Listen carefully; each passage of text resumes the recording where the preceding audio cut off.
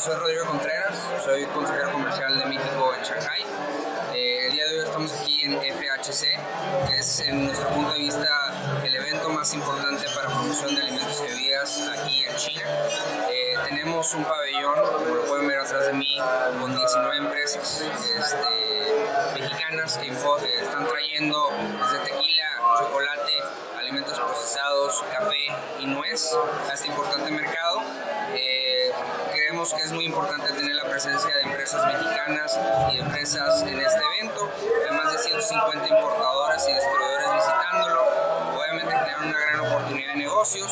Y bueno, ¿por qué es importante estar aquí? El mercado chino crece día a día.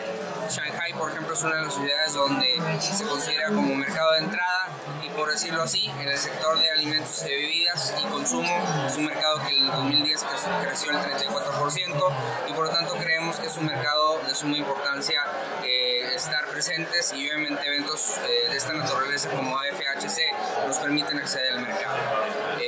Si hubiese algunas recomendaciones para algunas empresas en visitarlo, pues obviamente este es el lugar donde uno tiene que estar, y obviamente pues hay que siempre apartar tu espacio con anticipación, porque creo que se acaban pronto.